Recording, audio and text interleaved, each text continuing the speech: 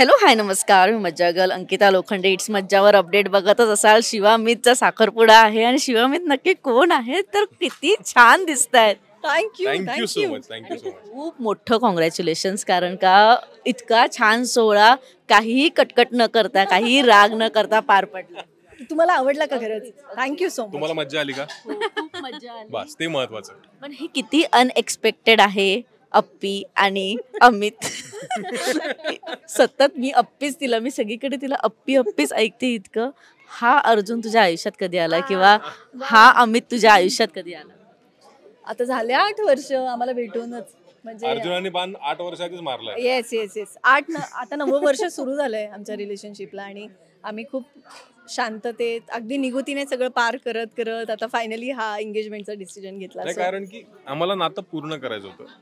कुठेही ते अर्धवट सोडून जायचं नव्हतं किंवा ते आम्हाला टाइमपास कधीच करायचाच नव्हता दोघांना. पण आम्हाला असं होतं काही गडबड नव्हती. आपण सेटल होऊया, छान काम शोधूया, कुठे करिअर होते ते बघूया, करिअरवर आधी फोकस करूया, नंतर आपल्याला आहे ना पडलेलं आणि योग्य वयात होतंय सगळं व्यवस्थित. त्यामुळे आता फायनली आजचा दिवस आलाय की त्या दिवशी आम्ही दोघांना एकमेकांना ह्या अंगठ्या घातल्यात आणि आता आम्ही पुढचं आयुष्य सोबत घालणार आहोत. पण या जेव्हा इंडस्ट्रीत आपण असतो तेव्हा फार पटकन बातमी लीक होण्याची शक्यता असते किंवा पटकन प्रेक्षकांना कळण्याची. हे 8 वर्ष कसं जपून ठेवलं? नाही म्हणजे तेच मला म्हणायचं की ते एकतर असं रिलेशन नव्हतं की ते खूप जगाला ओरडून सांगणं आणि मग ते कुठून तरी असं कळेल असं नव्हतं. एकतर मुळात माझं अप्पी हे पहिलं काम होतं. त्याचं शूट मी साताऱ्यात करत होते.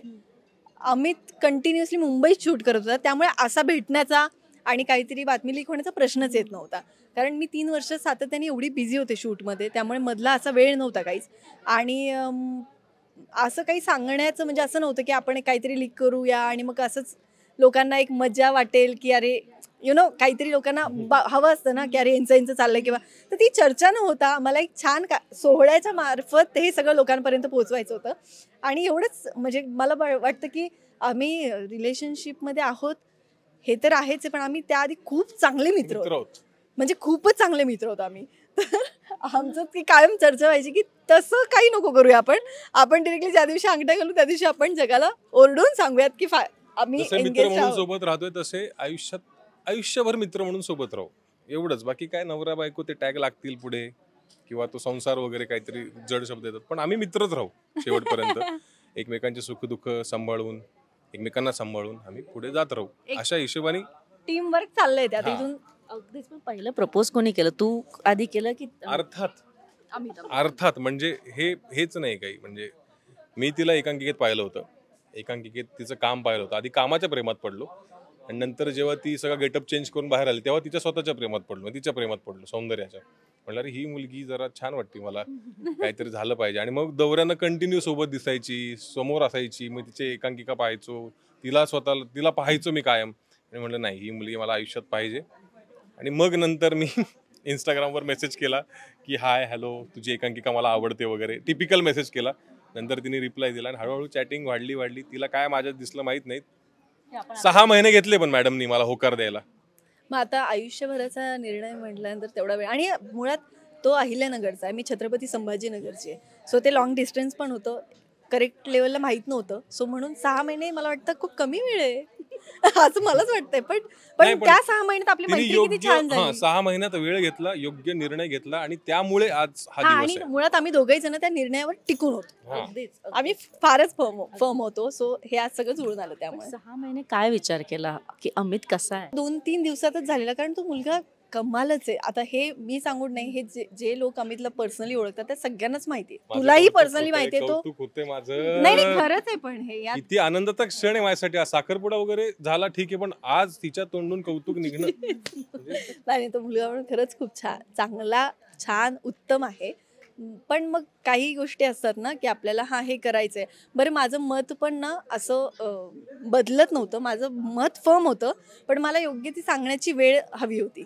सो मी 6 महिने जरा घेतले त्यासाठी, सॉरी. बट ते आता वर्क झालंय ना. सो 6 महिने काय त्याने ऐकलंच नाही. सॉरी 6 महिन्यांसाठी इट्स ओके. पण आयुष्यभरासाठी सोबत आहेस त्यासाठी थँक्यू. माय थँक्यू सो मच. मला अजूनही आठवतं इंस्टाग्रामवर अमित नावाच्या व्यक्तीने एक स्टोरी टाकलेली जी हिने बघितली होती.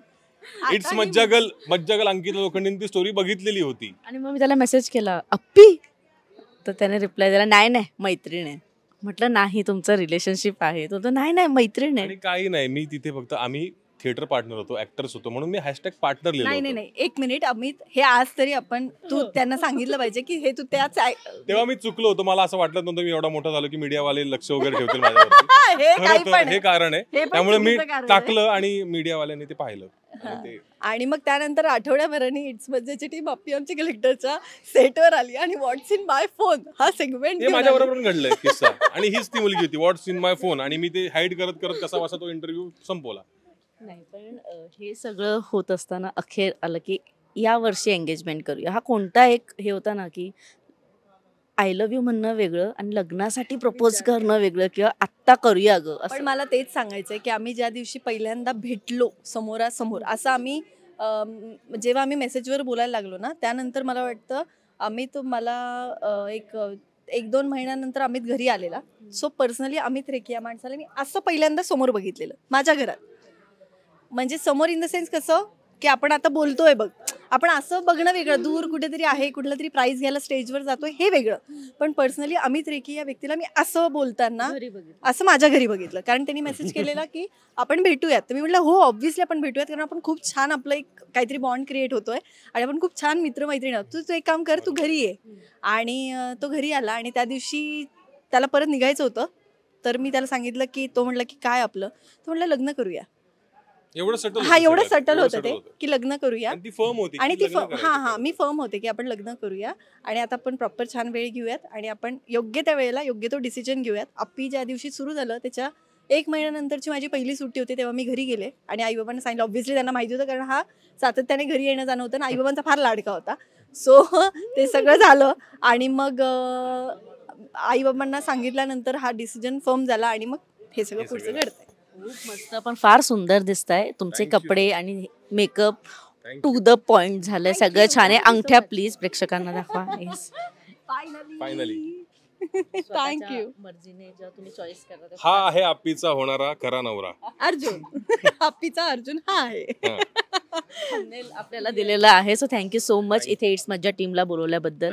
ऑल द व्हेरी तुम्ही बेस्ट. थँक्यू. आल्याबद्दल आणि आमचे सगळा इव्हेंट लोकांपर्यंत पोहोचवल्याबद्दल खूप फोन येत आहेत. तुमचं आपलं सगळं ते मज्जावरती टाकलेलं सगळं बघतायत लोक आणि मला कंटिन्यू फोन करतात. Thank you so much. Thank you so much. Thank you.